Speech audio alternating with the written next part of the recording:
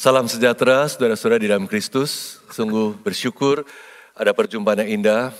Saya untuk pertama kalinya boleh melayani di gereja stadion ini.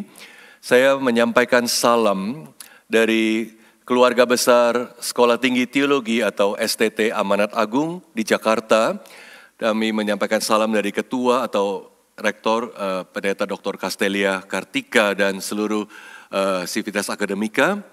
Dan juga mengucapkan banyak terima kasih kepada majelis jemaat dan juga Pendeta Ponco dan rekan-rekan hamba Tuhan yang telah memberi kesempatan yang berharga sekali untuk kami boleh datang melayani apa yang disebut dengan Minggu STT ini dalam rangka memperkenalkan STT Amanat Agung kepada jemaat gereja stadion. Kita akan membaca dan merenungkan firman Tuhan. Saya mengajak jemaat sekalian kita membuka Alkitab dalam surat Paulus yaitu 1 Timotius pasal yang ke-6 ayat 2b sampai 10.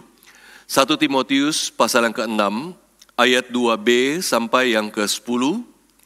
Dan saya akan membacakan di dalam terjemahan baru 2 atau TB2 yang tentu ada sedikit beda dengan TB1 atau yang sebelumnya yang mungkin seperti yang ditayangkan di depan saudara. Dengarkanlah firman Tuhan 1 Timotius pasal 6 dimulai dari ayat 2b. Ajarkanlah dan nasihatkanlah semuanya ini. Jika seseorang mengajarkan ajaran lain dan tidak menurut perkataan sehat, yakni perkataan Tuhan kita Yesus Kristus, dan tidak menurut ajaran yang sesuai dengan kesalehan kita, ia berlagak tahu padahal tidak tahu apa-apa. Penyakitnya ialah mencari-cari soal dan bersilat kata yang menyebabkan dengki, perselisihan, fitnah, curiga, percekcokan antara orang-orang yang tidak lagi berpikiran sehat dan kehilangan kebenaran, yang mengira kesalehan itu suatu sumber keuntungan. Memang kesalehan itu kalau disertai rasa cukup memberi keuntungan besar, sebab kita tidak membawa apapun ke dalam dunia dan kita pun tidak membawa apa-apa keluar. Asal ada makanan dan pakaian cukuplah.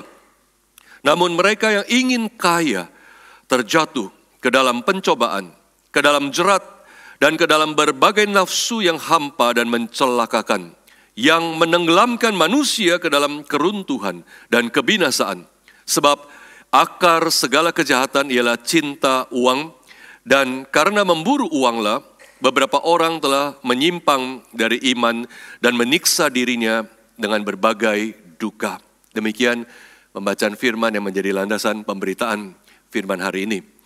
Saudara, di Amerika Serikat, sama halnya dengan di Indonesia, ada banyak pendeta atau pengkhotbah teologi kemakmuran yang mereka senantiasa mengajarkan jemaat, mengkhotbahkan kepada jemaat bahwa Tuhan ingin anak-anaknya diberkati, atau dengan kata lain, mereka bilang Tuhan ingin anak-anaknya semua kaya, sukses, lancar.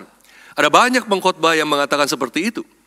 Nah, beberapa pengkhotbah teologi kemakmuran di Amerika, mereka mempunyai gaya hidup yang luar biasa mewah dan luar biasa bergelimpangan harta. Dan bahkan saudara, ada di antara mereka yang tidak sungkan-sungkan meminta jemaatnya, mendorong jemaatnya untuk mengumpulkan persembahan, dan tidak main-main targetnya untuk apa saudara? Untuk membeli pesawat jet pribadi buat pendetanya. Untuk katanya terbang ke mana-mana memberitakan Injil, perlu jet pribadi. Nah, salah satu pendeta teologi kemakmuran di Amerika yang sangat kontroversi adalah yang bernama Jesse Duplantis, saudara.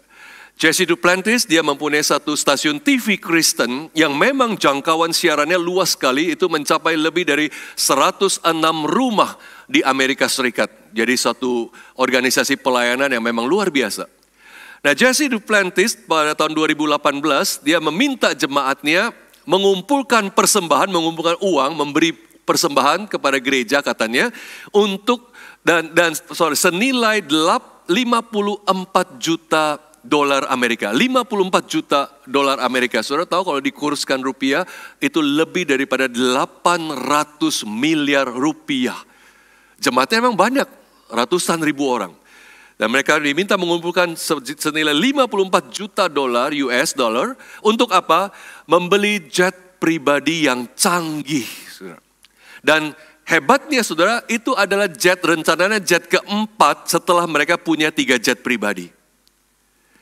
Dan katanya ini adalah pesawat yang luar biasa canggih sehingga dia bisa terbang non-stop dan terbang jauh non-stop sehingga dia memakai alasan supaya saya bisa beritakan Injil lebih banyak tempat tanpa harus stop dan itu bisa lebih hemat biaya.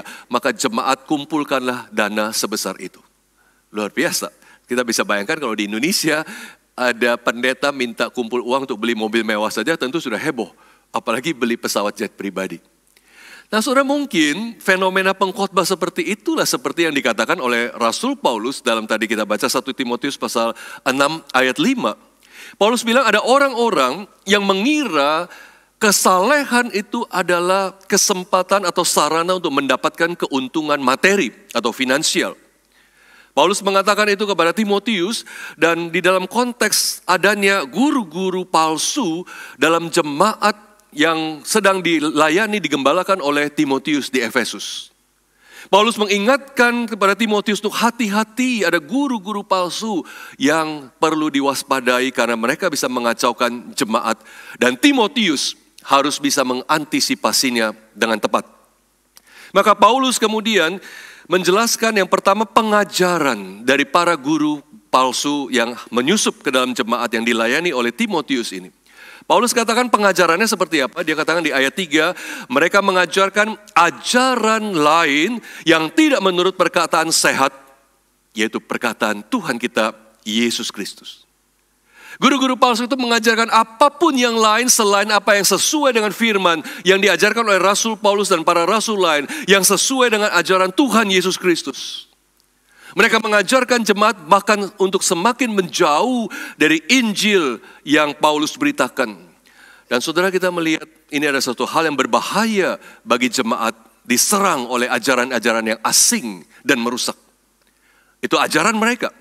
Dan kemudian yang Paulus juga menyingkapkan, membongkar bukan hanya ajaran mereka tapi juga karakter mereka dan akibat parah yang disebabkannya. Paulus katakan di ayat yang keempat dan 5, mereka itu berlagak tahu padahal tidak tahu apa-apa.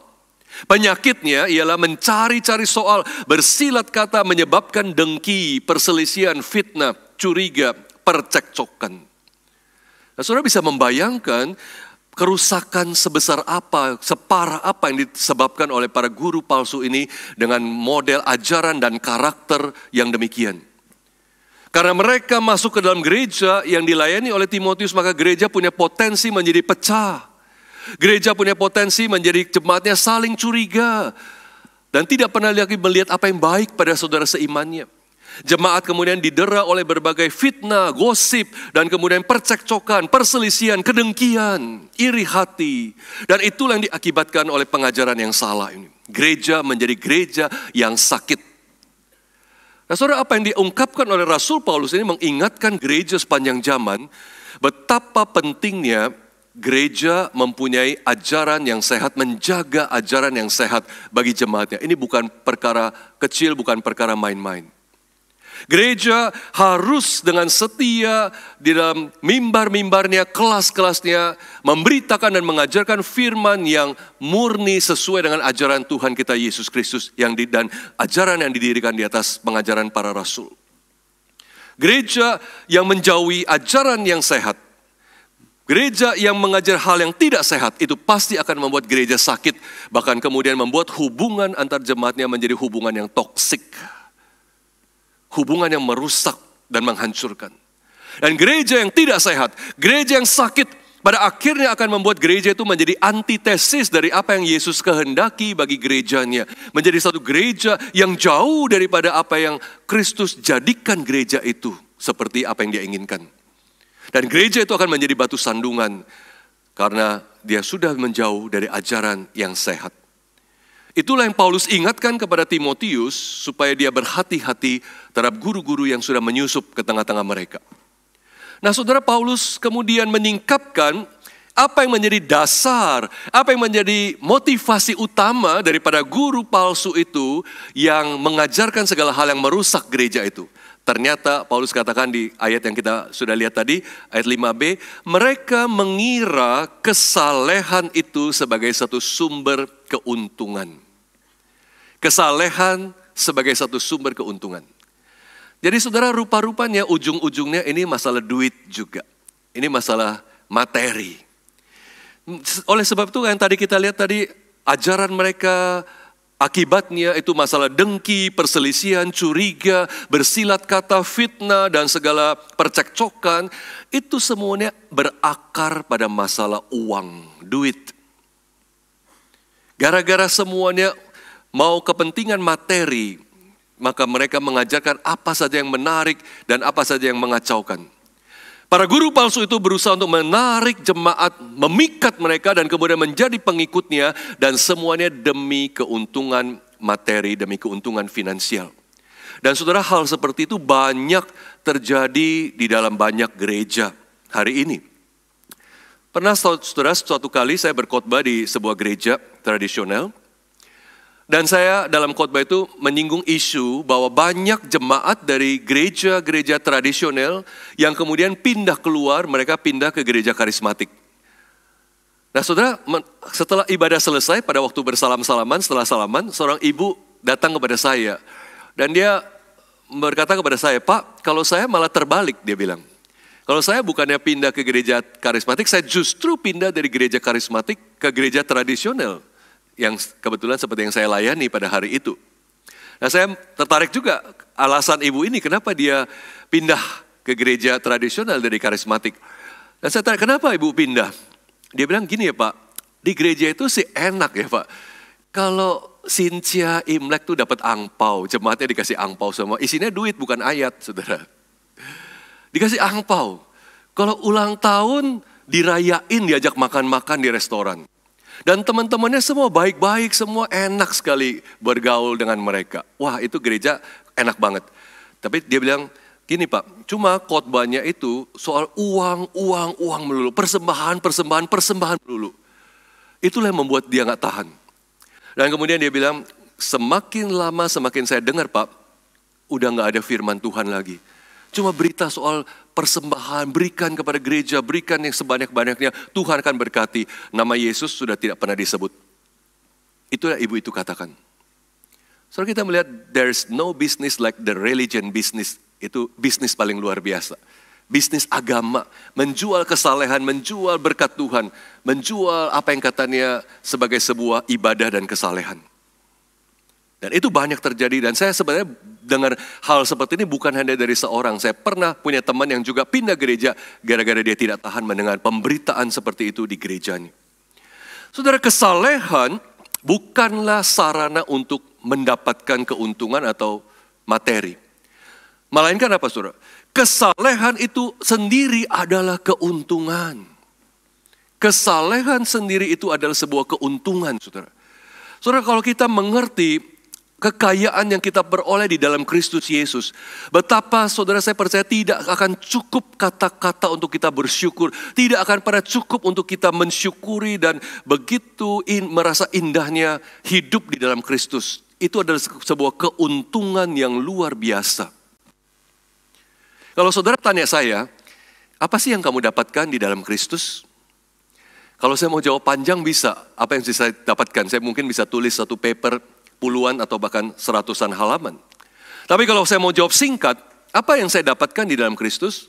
Saya jawab begini, yang saya dapatkan di dalam Kristus adalah apa yang dulu saya kehilangan di dalam Adam. Adam yang pertama yang jatuh ke dalam dosa. Di dalam Adam, saya ikut jatuh dalam dosa dan saya kehilangan hubungan dengan Allah. Di dalam Adam, saya kehilangan damai sejahtera. Di dalam Adam, saya kehilangan kehadiran Allah dalam hidup saya. Di dalam Adam saya kehilangan perkenan daripada Allah. Di dalam Adam saya tidak mampu untuk berbuat baik. Saya hanya bisa berbuat dosa dan tidak bisa mengatakan tidak kepada dosa. Di dalam Adam saya diperbudak oleh hawa nafsu saya. Di dalam Adam saya tidak mampu bangkit dari keterpurukan saya. Di dalam Adam saya mewarisi segala kebobrokan, segala kebangkrutan rohani. Itu yang saya ketemukan di dalam Adam. Tapi di dalam Kristus, saya mendapatkan semua yang saya hilang dulu.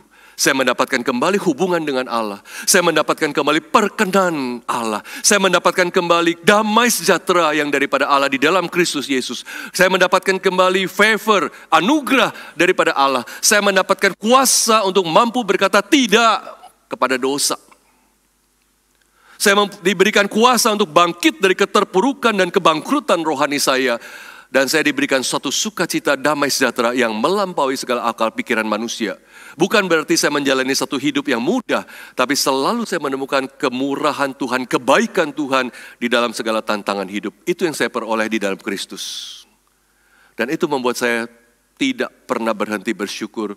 Betapa saya bersyukur saya punya Tuhan Yesus, dan saya pikir itu kekayaan yang tiada taranya. Itu adalah keuntungan yang tiada taranya. Maka celakalah saya kalau saya memakai kesalehan atau religiositas itu untuk mencari keuntungan finansial. Yang mengira kesalehan itu adalah sumber keuntungan yang besar. Kesalehan itu sendiri adalah sebuah keuntungan.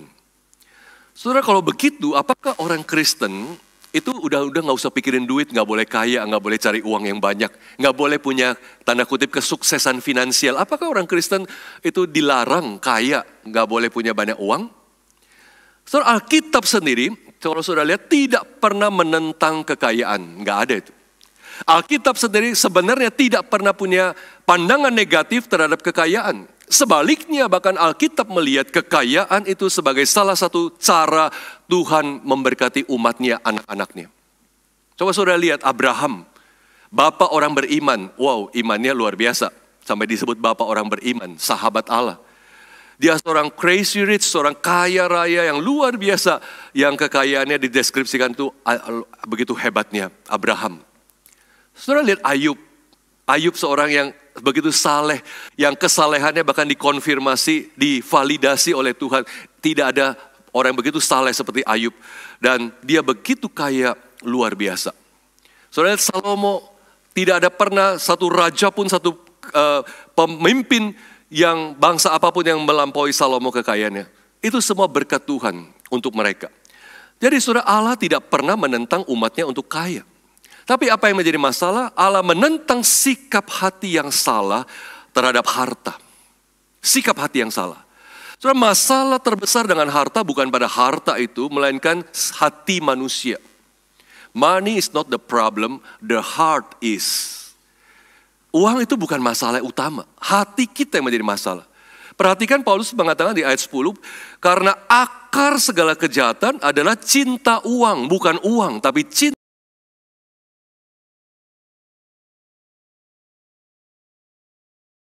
Terhadap apa yang hati kita cintai. Karena apa yang kita cintai itu akan menentukan ke arah mana hidup kita berjalan. Itu pasti. Apa yang hati kita cintai adalah apa yang hati kita terpaut kepadanya, selalu memikirkan, selalu mengarahkan, selalu energi kita dihabiskan untuk itu. Itu pasti akan terjadi untuk apa yang kita cintai.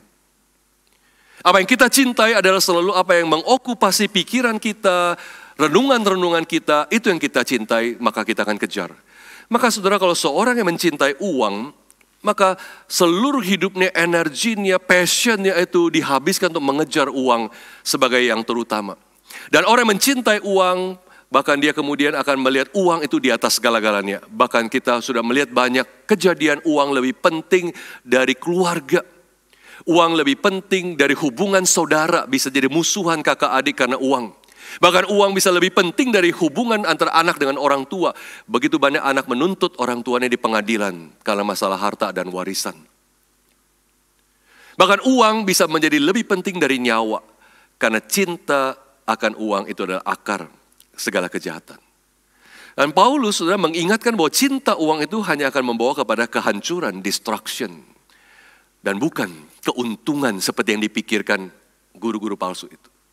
Paulus katakan dengan bahasa-bahasa negatif, kerusakan negatif yang begitu besar. Saudara lihat ayat 9 dan 10. Tetapi mereka ingin kaya, yang cinta uang, terjatuh ke dalam pencobaan, ke dalam jerat, yang ke dalam berbagai-bagai nafsu yang hampa dan yang mencelakakan, yang menenggelamkan manusia ke dalam keruntuhan dan kebinasaan. Sebab oleh memburu uanglah beberapa orang telah menyimpang dari iman dan telah menyiksa dirinya dengan berbagai-bagai duka. Itulah orang yang mencintai uang, yang menjadikan itu adalah hal prioritas utama dalam hidupnya. Masalahnya bukan uangnya, tapi hatinya. Dan saudara, masalahnya apakah orang-orang dunia tidak tahu? Sebenarnya secara umum mereka tahu bahwa mengejar uang, mencintai uang, memprioritaskan uang di atas segala-galanya itu salah, itu merusak. Apakah banyak orang tidak tahu keluarganya hancur karena uang? Tahu. Apakah banyak orang tidak tahu bahwa dia sudah meninggalkan keluarganya karena uang, menuntut orang tuanya itu salah karena uang? Tahu, mereka tahu itu salah. Tapi masalahnya mereka tidak bisa tidak kalau nggak lakukan itu. Mereka tidak bisa tahan untuk tidak melakukannya.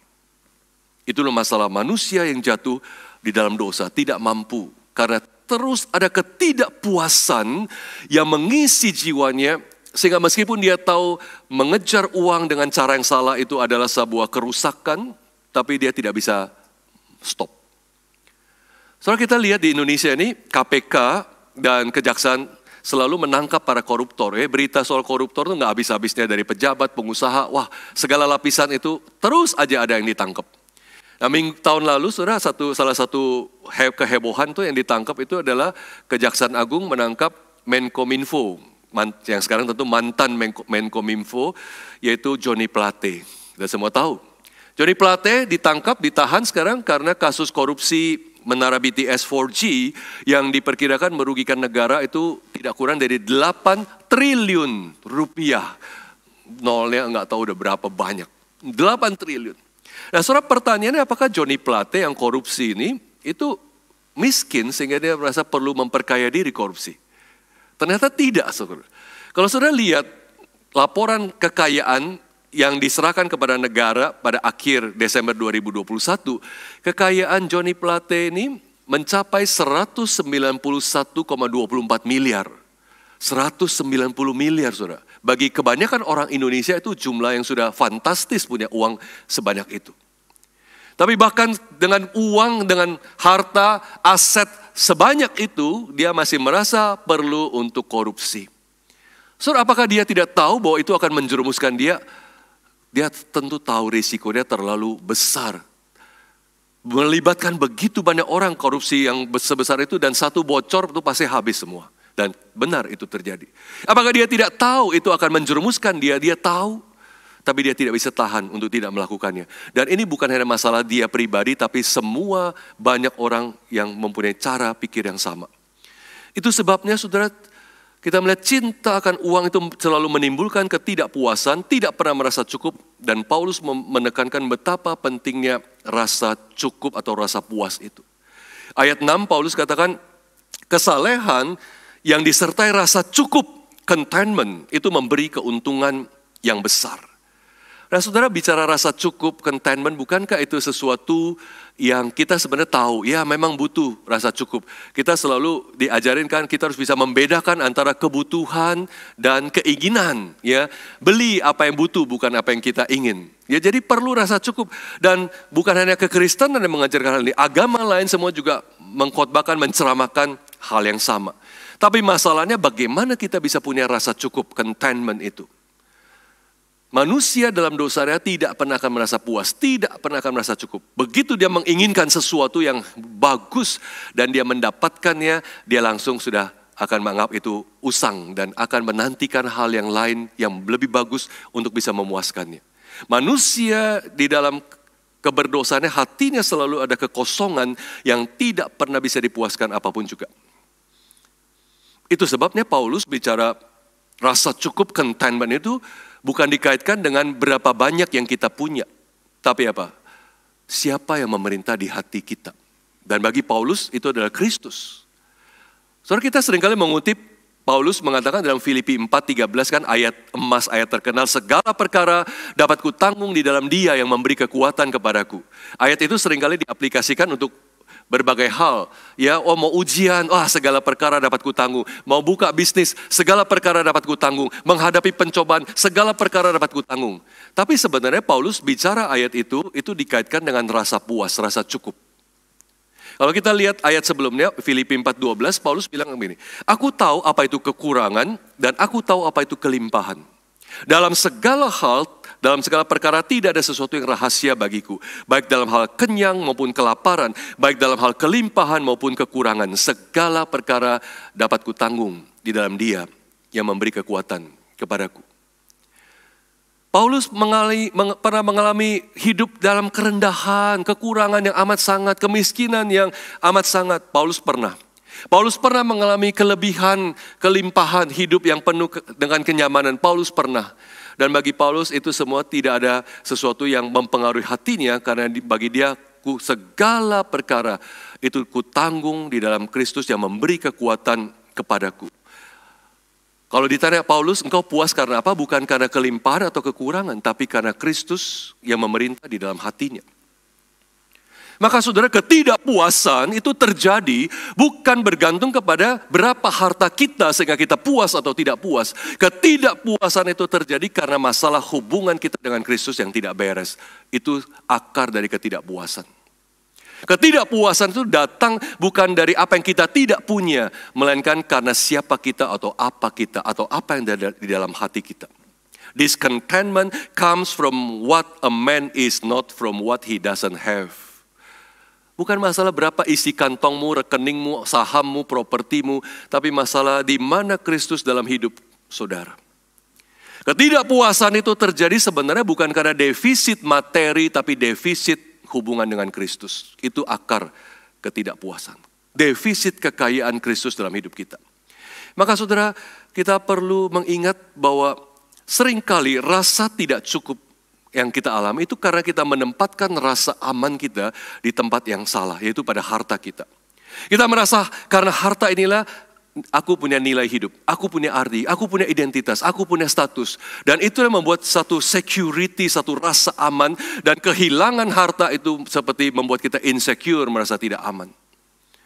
Saudara, kenyataannya kita menempatkan rasa aman di tempat yang salah kalau begitu. Dan apa yang benar adalah kita harus menempatkan rasa aman kita di tempat yang sejati, yang mampu mengamankan kita bukan hanya di dunia, tapi sampai kekekalan, yaitu di dalam Kristus Yesus. Saudara, seringkali kita punya konsep yang salah. Apa itu berkat? Banyak orang berpikir berkat itu adalah apa yang mereka bisa genggam di dalam tangan mereka. Tapi berkat yang sejati itu bukan masalah apa yang digenggam dalam tangan saudara, tapi di tangan siapa saudara digenggam, di dalam tangan Tuhan saudara digenggam, itu adalah berkat yang sejati. Itu adalah kekayaan yang sejati, yang melampaui apapun yang bisa digenggam di tangan saudara. Rasa puas yang sejati bagi seorang percaya itu bukan bergantung kepada berapa banyak yang ada di dalam tangan, genggaman tangannya, tetapi di tangan Allah dia digenggam. Ketika dia menyadari itu, itulah rasa puas yang sejati. Dan itulah perubahan paradigma yang firman Tuhan ingin kita lakukan. Jadi sebagai seorang percaya, saudara, tentu saudara harus bekerja dengan bertanggung jawab, bekerja dengan baik. Kalau saudara bisnis dengan baik, kembangkan bisnis saudara dengan baik. Dan sebagai responsnya, sebagai akibatnya Tuhan memberkati saudara dengan keuangan, dengan finansial yang makin baik. Itu oke, tidak ditentang oleh Alkitab. Tapi apa yang menjadi Tuhan ingin ingatkan, setelah saudara mempunyai banyak di tangan saudara, tetap peganglah dengan tangan terbuka. Karena apa yang paling penting bukan berapa banyak di tanganmu, tapi di tangan Tuhan saudara dipegang. Dan saudara, apa yang paling penting adalah karena kita mengalami kekayaan Kristus yang tidak terduga, sehingga kita boleh mengalami satu detachment, keterlepasan dari hati yang mengejar keuntungan materi sebagai yang terutama di dalam hidup kita. Jangan sekali-kali kita menjadikan harta kita sebagai rasa aman kita, karena disitulah ketidakpuasan akan muncul. Dan ketika ketidakpuasan muncul, dia akan merampas segala hal yang baik di dalam diri kita. Dia akan merampas rasa syukur kita, dia akan merampas kasih kita, dia akan merampas kemurahan hati kita, dia akan merampas kebaikan hati kita, dan ketidakpuasan itu akan merusak hidup kita. Maka saudara, kesalehan yang sejati itu bukan sebenarnya terutama masalah aktivitas religius, beribadah, memberi persembahan pelayanan. Itu sebenarnya ada respons kita kepada anugerah Tuhan. Tapi kesalehan yang sejati adalah satu kebergantungan yang total, penyerahan yang total, rasa aman yang total. Karena Kristus memegang tangan kita. Itu kesalehan yang sejati. Itulah sumber kepuasan kita.